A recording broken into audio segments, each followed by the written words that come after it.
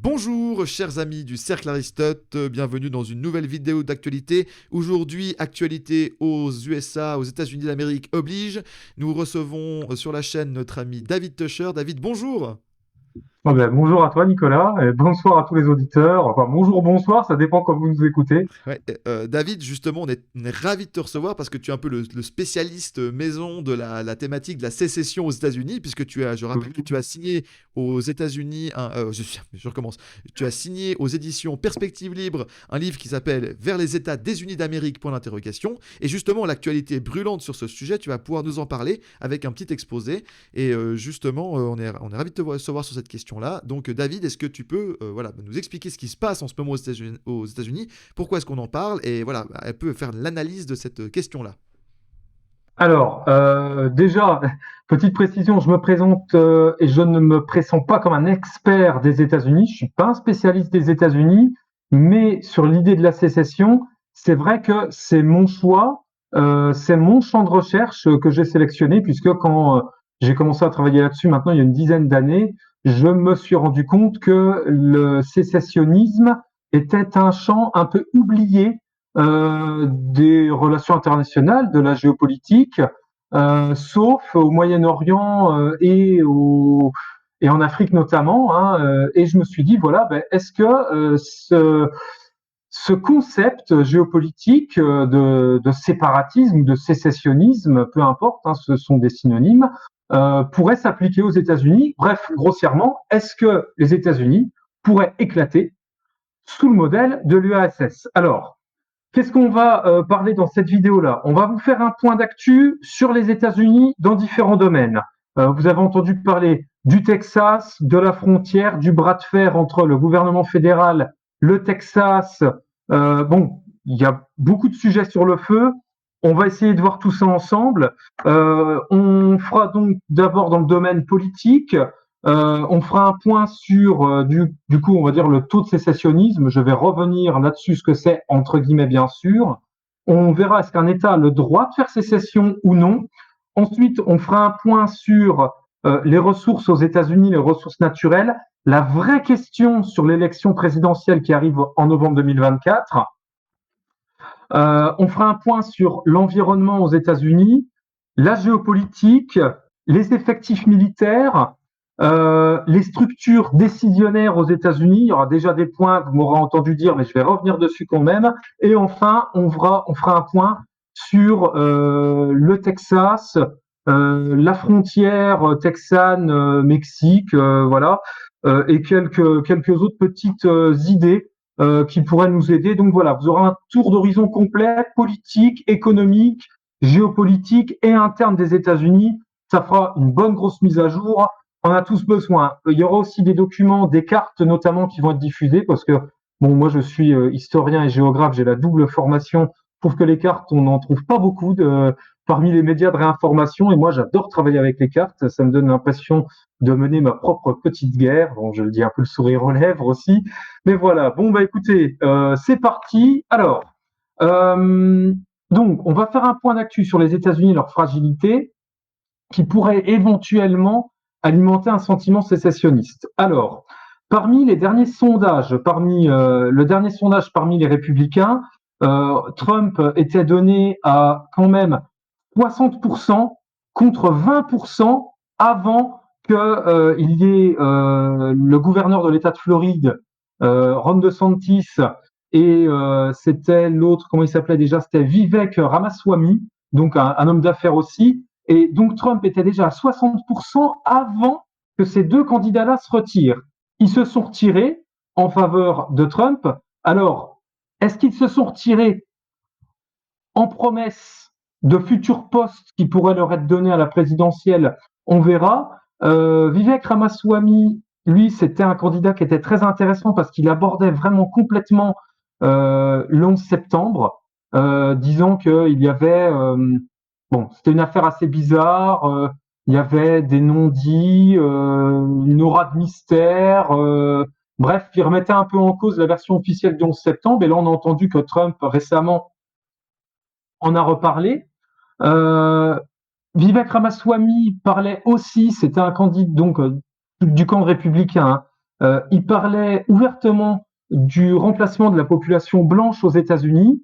Alors là-dessus, le remplacement de la population blanche, qu'on appelle aussi, qu'on entend dans les cercles, dans les médias de réinformation, euh, le grand remplacement, moi je n'aime pas ce terme-là, même s'il a fait son chemin. Alors moi, dans mon entourage, on a déjà dit, oui, le grand remplacement, c'est pas vrai, ramassis de bullshit. Hein, bon, et pardonnez mon anglicisme, mais j'ai un franc-parler. Alors, non, c'est vrai.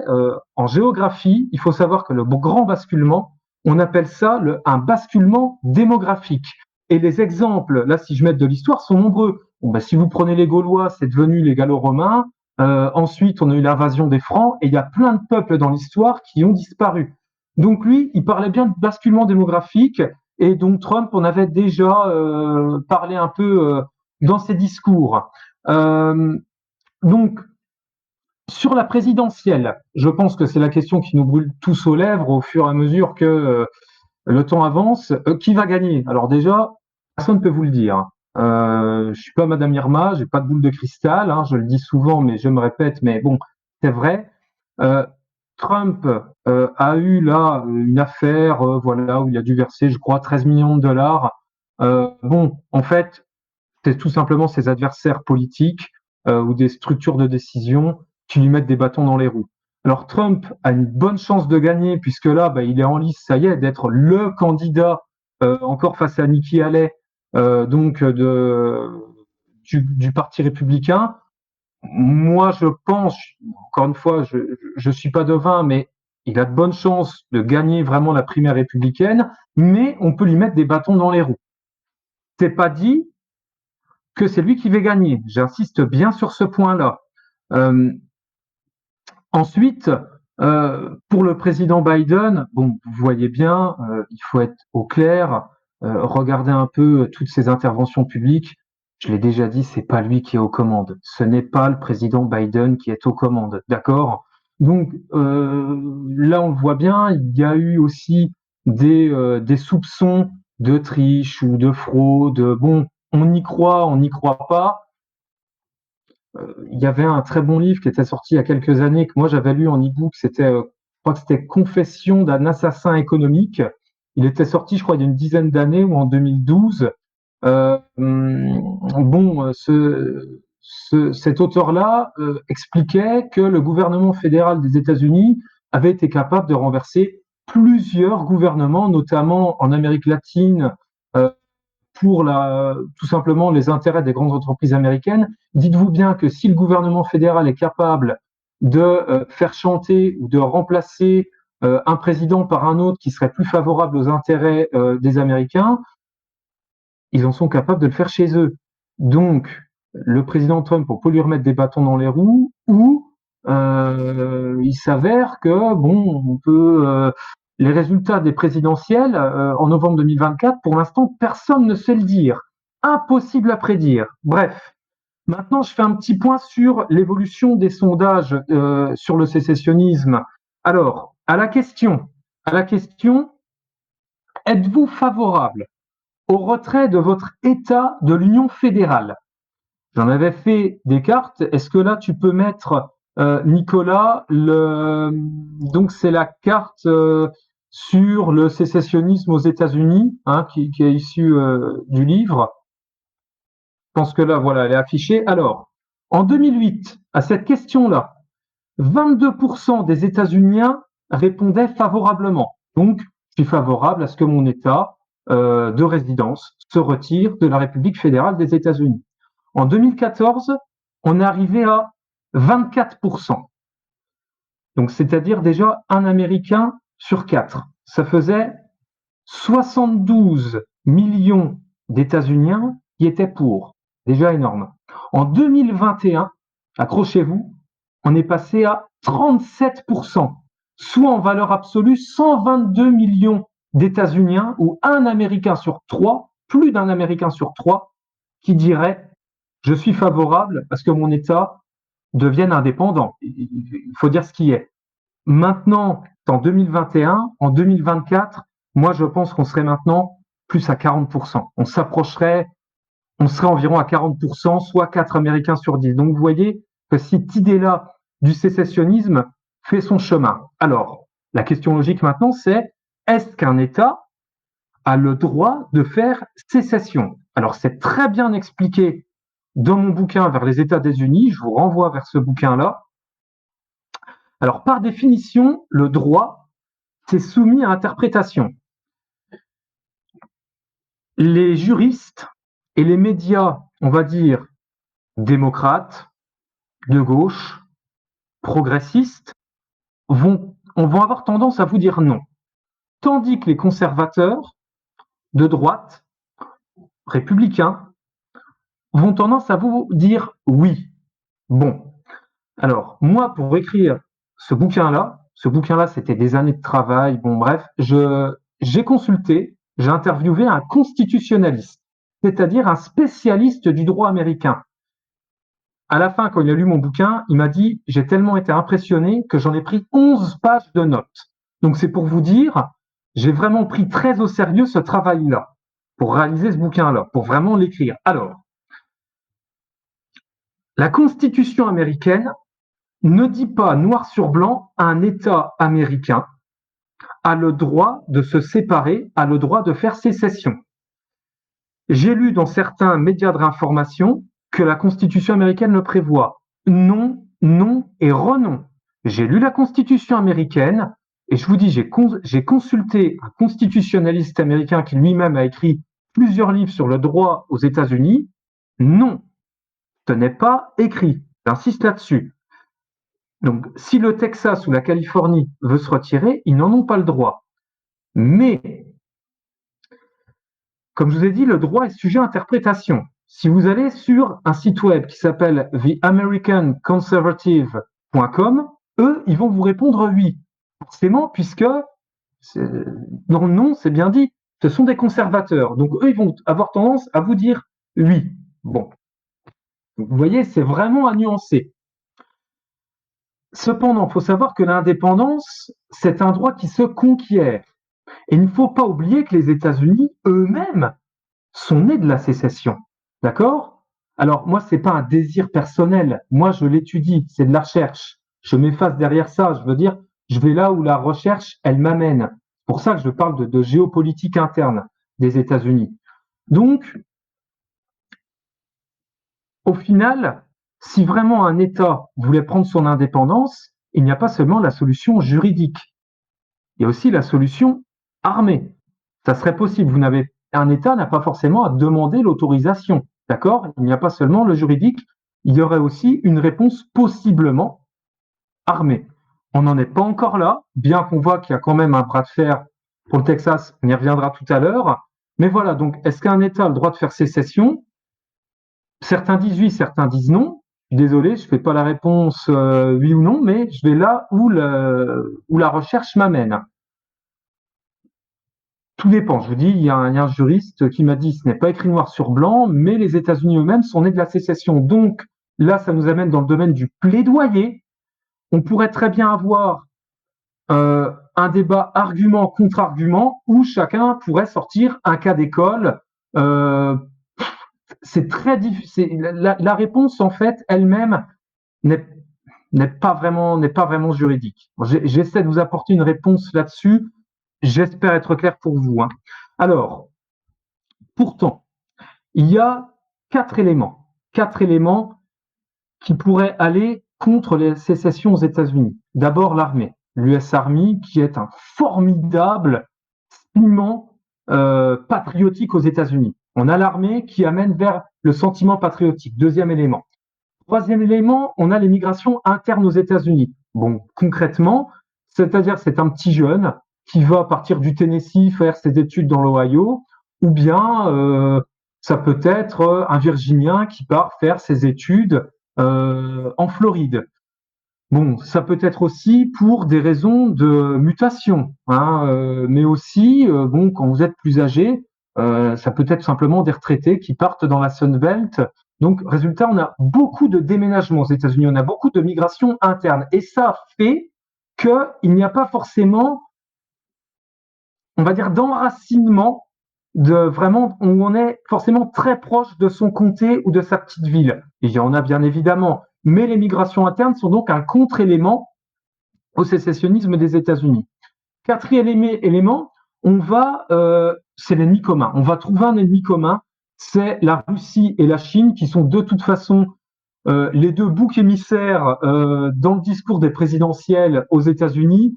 Il faut un ennemi commun. Les États-Unis, avant, voilà, c'était l'Allemagne nazie. Après, ça a été les pays arabo-musulmans avec certains dictateurs. Bon, maintenant, voilà, ce sont les grands challengers qui vont contester la place de numéro un, l'hégémonie des États-Unis dans le monde, donc la Russie et la Chine. Donc ces quatre éléments-là viennent vraiment contrebalancer un potentiel sécessionnisme aux États-Unis. Alors, pour autant, je vous parlais de présidentielle. La vraie question de la présidentielle, oubliez un petit peu tout ce que vous pouvez lire à droite à gauche, dans la presse mainstream ou dans les médias de réinformation. Qui va gagner, Biden ou Trump, comme je vous ai dit tout à l'heure? La vraie question, elle n'est pas là. La vraie question, c'est est-ce que les États-Unis vont continuer leur politique étrangère? Je m'explique. Dans notre cercle, on va dire, souverainiste, donnez-lui le nom que vous voulez, chacun a envie que les États-Unis redeviennent isolationnistes. D'accord? Si vous regardez cette vidéo-là, c'est déjà qu'au fond de vous, vous avez déjà votre préconçu, votre hypothèse, votre idée qui vous appartient. Les États-Unis, on aimerait bien qu'ils redeviennent isolationnistes pour que, voilà, ça y est, il y ait enfin la paix, on puisse enfin se développer, tout ça. Mais même si c'est le président Trump qui gagne, les États-Unis ne pourront pas redevenir isolationnistes. Je vous explique. Là, on a une citation qui date de juin 2017 du président Trump. Je vous la lis, hein. Je n'invente rien, on l'a là sous les yeux, vous pourrez la retrouver. Donc je cite le président Trump, hein, juin 2017. Notre pays est béni par une extraordinaire abondance énergétique. Nous avons beaucoup plus que nous ne l'aurions cru possible. Avec ces ressources incroyables, mon administration va viser non seulement l'indépendance énergétique, mais la domination énergétique. Et là, il y a des médias aux États-Unis qui ont dit mais qu'est-ce que le président Trump là veut dire? Et là, on a Ryan Zinke, donc le secrétaire de l'Intérieur, qui a complété qu'est-ce que la domination énergétique? Ben, c'est très simple. Ça veut dire dominer le monde sur le plan environnemental, économique et moral. Donc il ne faut pas oublier que le président Trump, ça reste un États-Unien. Demain, il ne va pas dire on enlève toutes nos troupes. Les États-Unis, je crois, ont 800 bases militaires officielles. Officieusement, vous pouvez en rajouter une bonne centaine. Il ne va pas rapatrier tous les militaires américains. De toute façon, les structures décisionnaires qui sont concurrentielles entre elles ne le laisseraient pas faire. Je pense au Pentagone, donc le département de la Défense, tout ça, j'y reviendrai. Ils ne le laisseraient pas faire. Ça n'arrivera pas. En fait, celui ou celle qui va être élu, que ce soit Trump ou Biden, élu ou réélu, peu importe, il va être confronté à cette réalité de gré ou de force, à savoir que vous avez plein d'infographies qui le montrent sur Internet, et ce sont des sources fiables à qui on peut faire confiance. Si tout le monde vivait comme les Américains, il nous faudrait 4 ou 5 planètes Terre. Ils ont une économie qui est fortement mondialisée.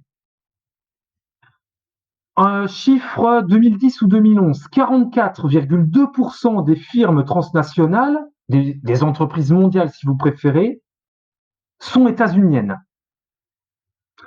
44,2% des 100 plus grandes entreprises mondiales donc, sont états-uniennes. En plus, ils ont un mode de vie qui est complètement énergivore. Aux États-Unis, le modèle de réussite, c'est qui a 2, voire même maintenant 3 voitures devant chez soi. D'accord? Il y a aussi une volonté d'avoir beaucoup de ressources. Il y a une volonté d'avoir beaucoup de ressources pour la revendre plus cher. Là, on le voit avec le GNL qui revendent en Europe. Il y a aussi un manque d'eau terrible dans le sud-ouest des États-Unis, une population nombreuse de maintenant plus de 330 millions d'habitants qui ne fait d'augmenter. Ce que je viens de vous dire là, cette population nombreuse en croissance démographique, le manque d'eau dans le sud-ouest des États-Unis. Il y a même d'ailleurs des transferts d'eau du Canada uniquement, pour ainsi dire, vers le sud-ouest des USA. Le mode de vie énergivore, qu'il nous faudrait 4 ou 5 planètes comme eux. Une économie fortement mondialisée, ça, c'est factuel. Donc, en fait, ce que je cherche à vous dire, je l'avais déjà dit, mais les ressources naturelles guident la politique des USA. Même si Trump est réélu, demain, s'il dit on redevient isolationniste, on rapatrie toutes nos troupes, on ferme nos bases dans le monde entier, il va se retrouver, les entreprises américaines vont lui dire mais nous, on est mondialisés, on a besoin d'exporter Amazon, Disney, toutes ces entreprises-là vont avoir besoin d'exporter leurs ressources, ils ont besoin de matières premières, ils vont lui dire, écoutez, si vous faites ça, nous, notre chiffre d'affaires va décroître. Pareil pour la population qui a besoin de ressources, son mode de vie qui est très énergivore et très consommateur, en biens comme en services. Ça, c'est une réalité factuelle. Donc, voilà pourquoi le président Biden va se retrouver quasi devant un mur du fond, pour ainsi dire. Bon. Pour autant, on pourrait avoir, face à ça, si je refais le lien, une petite transition vers la sécession, on pourrait avoir quand même certains États qui pourraient s'en sortir, notamment le Texas. Alors le Texas, pourquoi? C'est un État qui serait viable économiquement. La viabilité des États, en géographie, en géopolitique, c'est un État, un pays, qui pourrait avoir une population suffisante, suffisamment de ressources, un commerce, une base industrielle suffisamment développée et des interfaces terrestres et maritimes qui lui permettraient d'avoir suffisamment de connexions pour l'import-export. Si vous regardez le Texas, et là donc continue d'afficher la carte que sur le sécessionnisme, s'il te plaît Nicolas. Le Texas, si vous regardez bien, ils ont une grande interface maritime qui nous donne sur le bassin caribéen. Ils sont très bien placés avec une interface terrestre qui ouvre sur plusieurs États, vers l'ouest, le nord et l'est. Ils ont de formidables ressources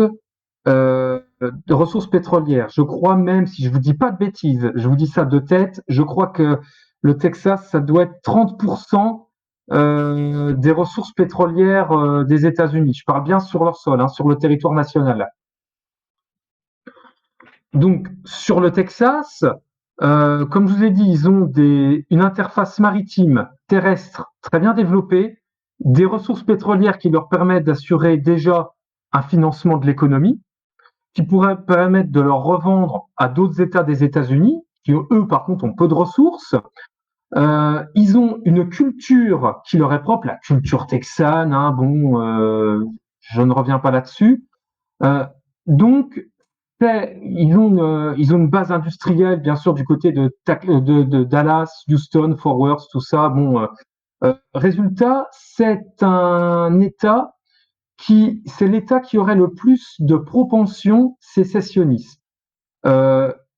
Moi, j'ai isolé ce que j'appelle dans mon ouvrage un taux de sécessionnisme. Je vous en ai parlé tout à l'heure. Et ce taux de sécessionnisme-là, j'ai voulu arriver à une analyse vraiment technique, statistique. On peut isoler 4 critères pour déterminer quel État aurait le plus de propension à devenir sécessionniste aux États-Unis. 1, a-t-il déjà été indépendant? Le Texas, oui. Ensuite, de 2, on a le sondage dont je vous ai parlé tout à l'heure. On a le sondage. De 3, ensuite, on a le nombre de groupes antigouvernementaux et de milices aux États-Unis. Ça, c'est le 3e élément. Enfin, le 4e élément, ça serait, est-ce qu'il y a des velléités d'indépendance par expression populaire, c'est-à-dire est-ce qu'il y a des manifestations, des pétitions, des partis politiques pro-indépendance. Et si vous regardez sur la carte, donc sur le sécessionnisme, on a le Texas qui concentre tous ces aspects-là aux États-Unis. On a aussi le Tennessee, et enfin, ça doit être le Vermont. Regardez bien sur la carte, référez-vous au livre. Voilà. Donc sur les sécessionnismes, là je passe un peu, et donc là je vous ai expliqué, pour faire un point là sur les ressources, sur la vraie question de le vrai enjeu de l'élection présidentielle américaine, la politique et le droit de faire sécession.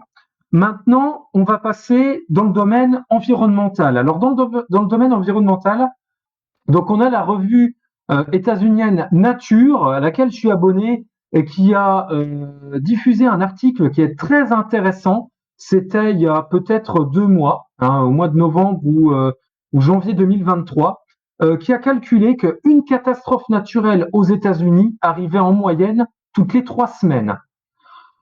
Le coût d'une catastrophe naturelle en moyenne est de 150 milliards de dollars par an, ce qui fait que ça donne une très grosse pression sur l'agriculture aux États-Unis, mais aussi sur les ressources en eau. Maintenant, on arrive au domaine géopolitique, ce qui nous amène au fameux Heartland. Hein. Donc, pour faire un petit inventaire de ces ressources énormes, donc là, vous avez toujours normalement la carte, hein, sur les ressources, donc sur les ressources là comment dans l'Amérique du Nord. Donc ça, c'est une carte de 2012 qui a été faite par la géographe française Cécile Marin. Alors, ce qu'il faut savoir, c'est que les USA et le Canada, c'est 30% du pétrole mondial, et que ce soit en termes de pétrole conventionnel ou de schiste. Et en fait, si vous regardez bien cette carte-là, que ce soit les réserves conventionnelles, prouvées, tout ça, eh bien, si on regarde en fait les États-Unis, quand on parle du Heartland, et voilà, donc c'est-à-dire c'est l'Asie centrale, la Russie, la Chine, hein, grosso modo, c'est la doctrine géopolitique que les États-Unis suivent, à savoir qui contrôle cette île-là, Russie, Chine, donc bref, l'Asie, contrôle le monde. J'ai pas encore vraiment l'impression que le président Poutine ou le président chinois contrôle le monde, mais si on regarde bien cette carte-là, en fait, on se rend compte qu'il n'y a pas vraiment qu'un seul Heartland. Il y aura un deuxième Heartland. Il y aurait l'alter ego de l'Heartland qui serait où? En Amérique du Nord. Autrement dit, si les États-Unis et le Canada, incluons-les, avaient bien géré de manière rationnelle et durable leurs ressources, que ce soit en eau, en gaz, en pétrole ou en minerais, ils n'auraient pas forcément besoin d'aller chercher des ressources ailleurs. Alors pourquoi le font-ils? Déjà parce qu'ils ont, comme je vous ai dit, un mode de vie qui est très énergivore, des entreprises qui ont besoin d'énormément de ressources, mais c'est surtout que, sachant qu'ils n'arrivent pas à accéder à ces ressources-là en Asie, imaginez, on va faire l'allégorie, le coffre-fort est là, vous voulez avoir tout l'argent qu'il y a dedans qui est entreposé, et vous ne pouvez pas. Résultat, qu'est-ce que vous allez faire? Vous allez plutôt ne pas essayer de rentrer dans le coffre-fort, vous n'y arrivez pas. Ce que vous allez faire, c'est que vous allez juste garder l'accès, vous allez garder la porte. Vous n'avez pas ce qu'il y a à l'intérieur, car vous ne pouvez pas l'avoir. Par contre, vous pouvez toujours avoir la clé. Voilà pourquoi ce qui nous ramène à l'endiguement, la fameuse doctrine du containment. Essayer de retenir la Russie et la Chine. Et d'ailleurs, si vous prenez la majorité des conflits qu'il y a eu depuis la fin de la Seconde Guerre mondiale, ça a toujours eu lieu sur le pourtour de l'Asie, en fait. Bon, voilà. Maintenant, Nicolas, tu peux passer sur donc l'Empire américain, hein, l'infographie. Donc là, on a une infographie qui a été faite par Légende Cartographie. Alors, c'est un très bon média qui, en plus, fait de très bons posters et travaille même pour les manuels scolaires. Bon, étant prof, moi, je vous dis, je suis assez content de leur travail. J'ai jamais trop de critiques à faire. Donc là, ça date de 2019. Alors, pour vous faire un petit point, selon Pascal Orsier, qui est l'auteur de l'Atlas stratégique de la Méditerranée et du Moyen-Orient, qui est paru en 2022, pour vous faire un petit point sur le budget militaire américain en 2022, il était de 738 milliards de dollars, et en 2023, il est arrivé à 886 milliards de dollars, ce qui nous donne 3 milliards de dollars par jour de dépenses en moyenne. On compte 1,38 million de soldats au total et quasi autant de réservistes. Et on peut compter aussi aux États-Unis 23 millions d'anciens combattants. L'armée de terre représente 480 000 hommes répartis en 20 divisions avec 2400 chars. Ensuite, on arrive à la division de l'air et de l'espace, compte 335 000 hommes et 2200 avions. La marine compte 340 000 hommes, 53 sous-marins, 11 porte-avions et 700 avions. Et enfin, les Marines comptent 186 000 hommes répartis en 3 divisions. On compte 10 unités indépendantes, 400 chars, 400 avions. Et en termes donc de nucléaire, les États-Unis comptent, moi je dirais officiellement, 3800 têtes nucléaires. Voilà. Donc là, vous avez cette infographie que vous pouvez aussi découvrir, la lire en même temps. Alors, maintenant, il faut savoir, et j'ai un très gros point sur lequel j'insiste, les États-Unis ne sont pas une structure pyramidale, c'est-à-dire le président donne les ordres, les autres exécutent. Non, il y a une absence d'une administration ayant le monopole de la réflexion et de la décision. Pour preuve, aux États-Unis, on compte environ 1500 think tanks. Les think tanks, je rappelle la définition, ce sont des cercles de réflexion, si vous préférez. On a 3 structures essentielles décisionnaires aux États-Unis. On a le département d'État, c'est lui qui fixe la politique étrangère. On a le DoD, le Department of Defense, autrement dit le Pentagone, et on a aussi le Conseil à la sécurité nationale. Même si ces 3 structures-là se ressemblent et se consultent, pour autant, elles peuvent être aussi concurrentes, c'est-à-dire qu'elles vont mener, elles ont leur propre objectif, elles vont mener leur propre politique entre guillemets, et c'est-à-dire que leurs intérêts peuvent être tantôt divergents, tantôt convergents. C'est pour ça que des fois, on peut avoir quelques couacs. Si vous regardez bien, les déclarations publiques américaines, on se dit, mais c'est bizarre, ils viennent d'annoncer ça, et une semaine après, ils vont dire, non, non, en fait, c'est pas exactement ça. Donc après, c'est au porte-parole, en relations publiques, de rattraper un peu. Donc ces structures-là, ce que je vous ai dit, elles sont pas toujours d'accord, elles ont leur objectif, elles ont leur agenda propre. C'est pour ça qu'aux États-Unis, il n'y a pas une seule doctrine géopolitique générale ou un seul objectif. Leurs objectifs, en fait, vont être fixés selon les priorités et selon les difficultés rencontrées. Voilà pour faire ce point-là. Donc, pour l'instant, je vais résumer. On a fait un point dans le domaine politique, dans le domaine sécessionniste, sur donc le taux de sécessionnisme aux États-Unis. Un État a-t-il le droit de faire sécession? On a fait un point sur les ressources naturelles aux États-Unis, le vrai enjeu donc de l'élection présidentielle à venir. On a fait un point sur l'environnement et le coût des catastrophes naturelles aux États-Unis, qui vont en s'amplifiant, ça faut le savoir. Un point sur la géopolitique des États-Unis et un point sur le militaire, les effectifs militaires et les structures de défense aux États-Unis.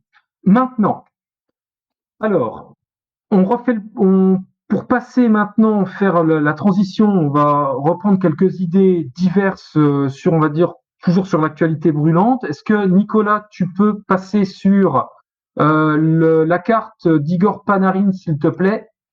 Alors, cette carte-là d'Igor Panarin, vous l'avez déjà vu passer sur, je pense, quelques cercles d'information. Elle est parue, ça date, je crois, de 2008. Elle était parue dans le New York Times, si je dis pas de bêtises. Bon, vous pourrez toujours me corriger si je me trompe. Alors, Igor Panarin a publié cette carte-là, je l'ai réexpliqué dans le bouquin. C'est un politologue russe qui expliquait voilà comment les États-Unis peuvent éclater. Lui, son approche est plutôt irrédentiste, c'est-à-dire c'est pas un État qui deviendrait indépendant, c'est un État qui se rattachera à un État voisin. On voit bien que le Nord-Est, lui, se rattacherait de l'Union européenne. Grosso modo, ça serait le bloc occidental, le bloc atlantiste, pardon. Ensuite, on aurait, lui, il identifie bien la République du Texas. Intéressant. Ou qui serait sous influence mexicaine. Ensuite, on aurait Hawaï qui reviendrait au Japon ou à la Chine. On a l'Alaska qui reviendrait à la Russie. Et enfin, on aurait la République californienne qui pourrait être sous influence de la Chine. Et enfin, la partie centrale nord qui serait une partie du Canada ou sous influence du Canada. Alors, moi, cette carte-là, moi, je la trouve au final assez découpée à la hache, assez simpliste, mais pour autant, tout n'est pas à jeter. Comme j'avais déjà expliqué, s'il y a aux États-Unis une sécession ou une division générale des États-Unis, il y a des petits États qui n'ont rien, qui sont très peu peuplés, qui sont très ruraux, qui n'ont pas de ressources, pas d'industrie. Si vous prenez là, donc vous avez la carte tout au nord, là vous avez marqué ND et SD, donc Dakota du Nord, Dakota du Sud, donc ces deux Dakota-là, le Minnesota, le Wisconsin, le Wyoming, le Montana, ou si vous descendez plus au sud du côté de l'Oklahoma, il n'y a rien par là-bas. Ce sont juste de vastes espaces sauvages, comme le Montana, c'est vraiment énorme, c'est très peu peuplé, il n'y a vraiment rien là-bas. Ce sont des États quasi sans intérêt. Résultat, c'est pourquoi je dis, s'il y a euh, un État qui ferait sécession, ce serait d'abord des États leaders. Et ensuite viendraient se greffer des États dits suiveurs, c'est-à-dire qui n'ont rien et qui ne pourraient pas exister sans se rattacher à un État leader. D'accord? Alors, c'est pour ça que là, vous avez ce qu'on appelle des blocs d'États ou les fameuses méga-régions que je développe dans le bouquin. Bon, ben là, on verrait pour le sud, ça serait autour du Texas. Là, je suis d'accord avec ce découpage-là, bien que moi, j'aurais refait un découpage qui mettrait la Floride à part. Pour la Californie, je serais assez d'accord. Euh, bon, Hawaï qui reviendrait au Japon ou à la Chine, je sais pas, j'en suis pas tellement convaincu. L'Alaska pourrait redevenir. Il y avait eu un sondage qui était sorti, non, pardon, pas un sondage, mais une pétition. Et il y avait eu 20 000 Alaskans qui avaient signé cette pétition-là, qui avait été envoyée à la Maison Blanche il y a maintenant quelques années. Je saurais plus vous dire la date, mais c'est il y a à peine quelques années, moins de 10 ans, je dirais. 20 000 Alaskans qui avaient signé la pétition pour être attaché à la Russie. Bon, l'Alaska, je pense que c'est un État qui pourrait devenir viable. Ils ont assez de ressources naturelles. C'est un État qui pourrait bénéficier, qui a une bonne presse, une bonne image, qui pourrait développer, pourquoi pas, un très bon soft power. Euh, Dur à dire. Bon, après, je vais pas faire une liste exhaustive de tous les États. Euh, bon, voilà sur cette carte-là. Donc voilà, pour Igor Panarin, je ne reviens pas là-dessus. Maintenant, ce que je voudrais développer sur le Texas, tu peux, je pense, passer, Nicolas, à la carte sur Stratford, s'il te plaît. Alors, la carte sur Stratford, vous voyez bien pourquoi on parle de la frontière États-Unis-Texas. Ça, c'est une carte qui date de 2017, comme vous le voyez en bas à droite de la carte. Hein, chaque fois, je suis très complet. Vous voyez ici la frontière états-uno-mexicaine avec border fence. En fait, ce sont les frontières murées, les frontières grillagées. Donc, bref, les frontières matérialisées, donc en rouge. Et si vous regardez bien, ben, c'est la frontière là tout à droite avec le Texas qui est au final à peine grillagée. Donc voilà pourquoi la plupart des migrants vont s'orienter vers le Texas, tout simplement parce qu'elle n'est pas matérialisée. Et déjà parce que la frontière, vous le voyez, des 4 États, si on va de l'ouest vers l'est, hein, donc on a la Californie, le Texas, on a le Nouveau-Mexique et l'Arizona. Si on regarde bien, le Texas partage la frontière la plus longue avec le Mexique. Résultat, c'est sur eux que va tomber le plus de moyens à mettre en place pour leurs frontières, et c'est celle qui est la moins matérialisée. Les migrants le savent, les passeurs le savent, les cartels le savent. Donc voilà pourquoi ils vont plus s'orienter. Voilà pourquoi le Texas va capter la majorité des migrations qui viennent du sud. Mais là où les mass médias vont vous dire c'est contre l'immigration, oui et non. Nicolas, maintenant, est-ce que tu peux mettre la carte sur les cartels, s'il te plaît? Alors, sur cette carte-là, elle date de 2011. Hein, moi, je l'avais trouvée sur diploweb.com. Là, vous voyez les cartels et ça date de 2011. Hein. C'est une carte qui a déjà plus de 10 ans. Ce que vous voyez, c'est que les cartels sont en train de s'implanter aux États-Unis. Les gouverneurs des États, un gouverneur d'État aux États-Unis, c'est comme un chef d'État. Hein. D'accord, il a moins de pouvoir parce que c'est une fédération, mais c'est un chef d'État. La police fédérale aux États-Unis, les fédéraux, si vous préférez, le savent. C'est si les États-Unis veulent protéger leurs frontières sud, c'est pas seulement en raison d'immigration, mais c'est aussi pour se protéger des cartels, des trafics, de contrebande, la traite humaine, la drogue, les armes, voire maintenant ce qu'on appelle aussi le narcoterrorisme, d'essayer de l'empêcher de passer aux États-Unis. Mais comme vous voyez, ça ne marche pas. On voit le cartel du Sinaloa qui est très bien implanté dans l'ouest des États-Unis, au sud-ouest des États-Unis, du côté de San Diego, Phoenix et Tucson, mais aussi donc jusqu'en Louisiane, hein, jusqu'à la Nouvelle-Orléans. Bon, je ne m'attarde pas sur cette carte-là, mais l'immigration, ce n'est pas la seule raison. Et si le gouvernement fédéral n'en est pas capable, eh bien, au bout d'un moment, on a les États fédérés qui vont dire vous n'êtes pas capable, eh bien, nous, on va s'en charger. Dans la Constitution américaine, il est bien spécifié qu'un État a le droit de créer une milice. Et là, on le voit, les milices, le gouverneur, les milices ont dit, ben, nous, on va prendre la chose en main, on va construire une frontière. Alors là, vous voyez tous les médias qui sont en train de dire, non, on n'est pas d'accord.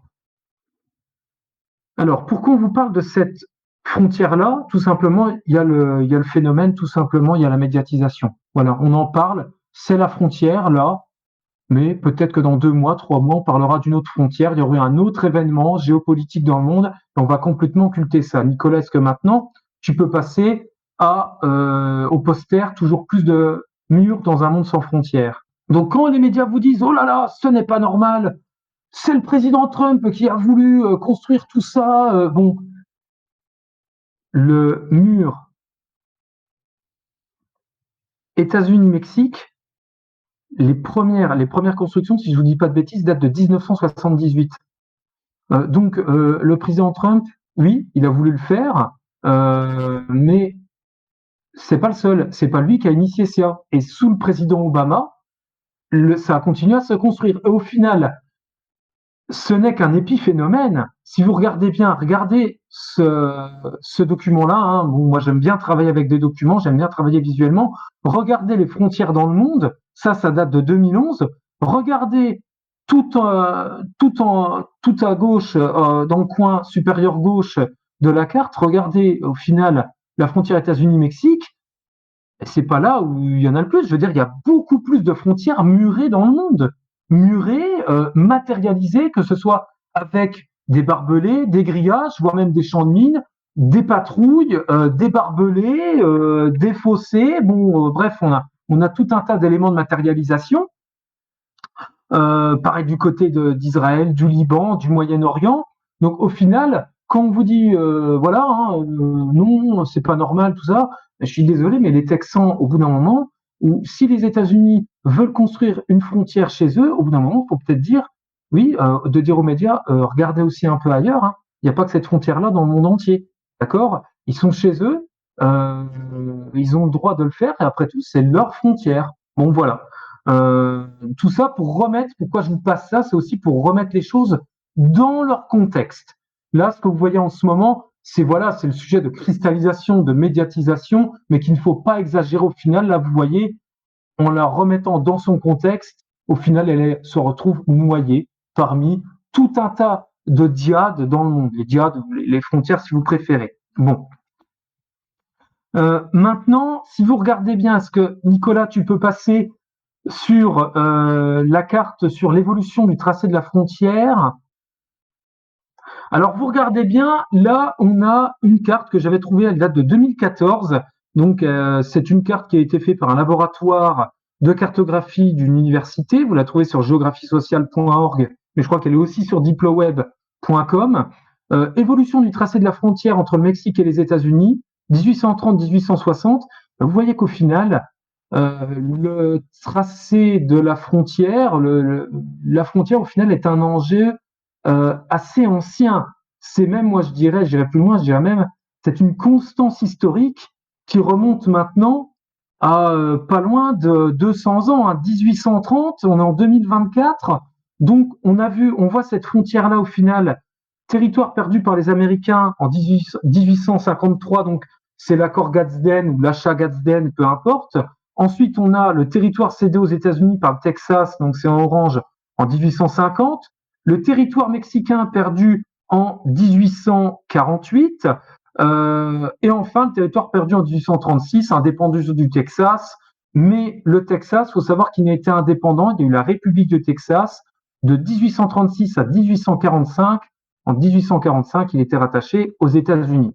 Donc, on voit en fait cette frontière-là qui a été sans cesse repoussée de plus en plus au sud-ouest à mesure que les États-Unis étaient en train d'achever ou de parachever leur unité territoriale. Donc, c'est un phénomène déjà ancien. Donc, si on le remet dans son contexte historique, c'est tout simplement, moi je dirais, dans la lignée, dans cette dynamique de la frontière qui remonte à 200 ans. Donc, ça veut dire quoi? Que dans le futur, ça va continuer à rester un point de cristallisation, un point d'achoppement. Donc, vous voyez, au final, c'est un phénomène ancien. Je vais résumer ça comme ça. Maintenant, je vais vous parler un peu, donc, on pourrait passer un peu, je pense, à l'état profond. L'état profond, tout à l'heure, je vous en ai parlé, c'est plus si le président Trump voudrait vraiment, imaginons, on reste un peu sur cette problématique-là, si le président Trump voudrait fermer cette frontière, euh, oui, voilà, fermer cette frontière, s'il est réélu, ou que ce soit le président Biden ou un autre État, euh, je pense qu'il faudrait l'accord de l'État profond. C'est plus comme du temps de l'Ancien Régime ou du temps de Napoléon où il fallait s'entendre avec les notables. Les notables, c'est quoi? Pour reprendre l'expression d'Henri Guillemin, les notables, c'est plus comme aujourd'hui, c'est-à-dire ceux qui tenaient la banque, le commerce et les industriels. Maintenant, on a une économie qui s'est vraiment complexifiée, hein, libéralisée avec la mondialisation et la technologie. Donc l'État, ce sont des rapports de force maintenant, en fait. D'ailleurs, ça serait même un bon titre d'article ou de prochain bouquin. On verra bien.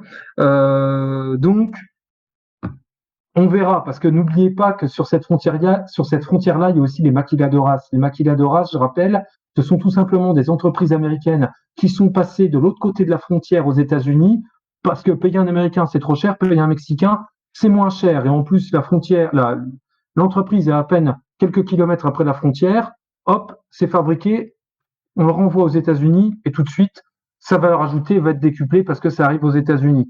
Donc, fermer la frontière pour des raisons de migration et de trafic, oui, mais il y a aussi une raison économique. Donc, voilà pourquoi on peut avoir aussi une des raisons du bras de fer entre le gouvernement fédéral et le Texas. Voilà, que vous dire de plus d'autre?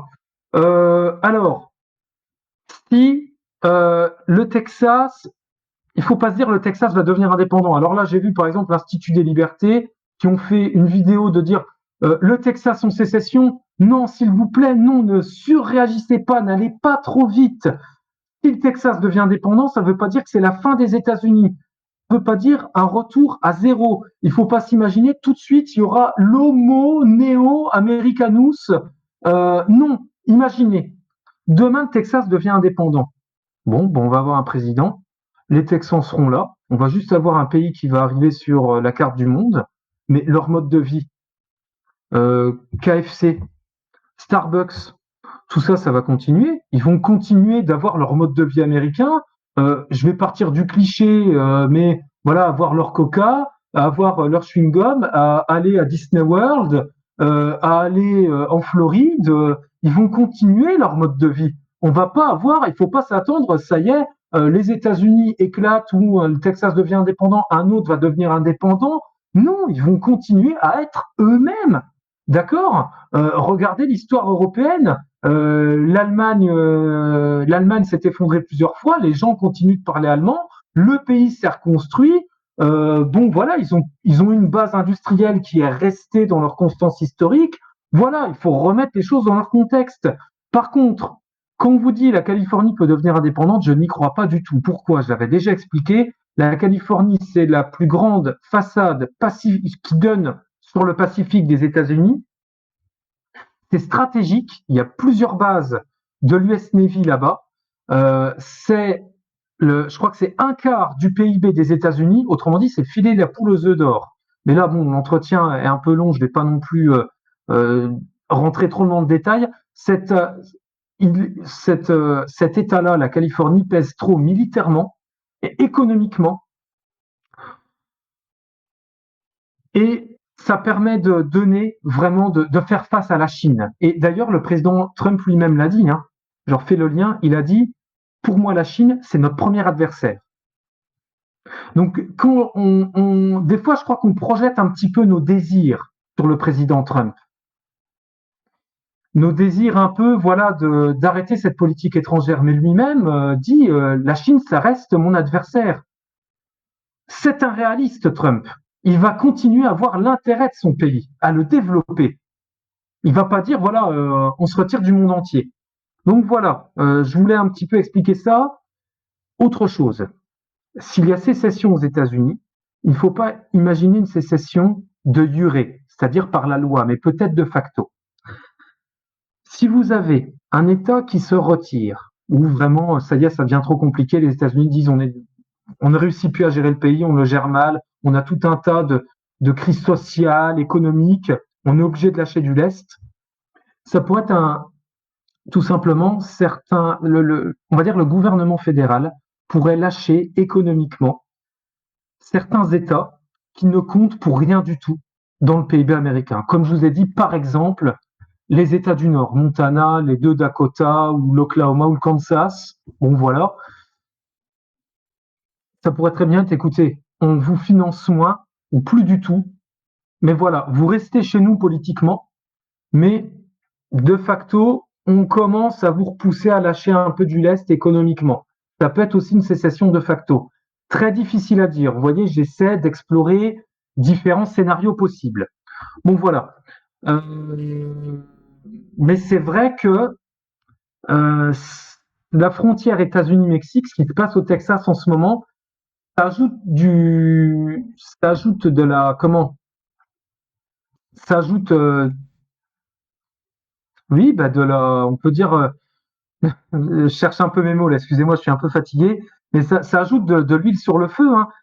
Déjà en 2011, il faut savoir que euh, on estimait à 300 000 personnes qui franchissaient la frontière états-uno-mexicaine chaque année. 300 000 personnes déjà en 2011. Aujourd'hui, je pense que ça a augmenté. La frontière Tijuana-San Diego, c'est 100 000 véhicules par jour, autrement dit 200 000 personnes par jour qui la franchissent. Autrement dit, les trafics vont bon train et les douaniers ne peuvent pas arrêter tous les véhicules. Vous imaginez bien, ça serait pas possible. Enfin, ce qu'il faut savoir, c'est que 77%, j'ai bien dit 77% de la cocaïne qui va aux États-Unis passe par le Mexique. Donc, la frontière est donc un point d'achoppement. C'est un point à surveiller, à contrôler. Donc, il n'y a pas que la raison de la migration. Faites bien attention dans votre décryptage de l'actualité. Voilà, je vais m'arrêter là. Je pense que là, maintenant, on doit être à pas loin d'une demi-heure, voire même 3/4 d'heure ou 1 heure, je ne sais pas, d'entretien. Je vous ai fait un gros point d'actualité. Je vous ai donné des chiffres, les dates, les sources, les auteurs. Je pense avoir été quand même assez complet. J'espère vous avoir apporté certains éléments de réponse. N'oubliez pas que vous avez le droit de ne pas être d'accord avec moi, bien sûr. Je n'ai pas toutes les réponses. J'essaie d'être le plus concis, le plus développé possible et le plus, on va dire, pédagogique et vulgarisateur possible. Je vous remercie bien. Si on pourra refaire, je pense, d'autres émissions en suivant de l'actualité. Je suis aussi quelqu'un de très occupé. Je travaille sur plusieurs écoles, donc voilà. Mais je suis toujours là pour le Cercle Aristote. Si vous voulez plus de détails, je vous renvoie vers mon livre Vers les États-Unis et vous pouvez trouver mes publications, hein, mes cartes en couleur sur diploweb.com. Il faut aussi que je les actualise. J'ai beaucoup de projets sur le feu. Voilà. Je vous remercie de m'avoir écouté. J'espère ne pas avoir été trop long. Voilà, merci à vous. Chers camarades, si tu veux plus de contenu, de réinformation, d'éducation populaire et de formation intellectuelle, n'hésite pas à faire un don sur notre page Tipeee.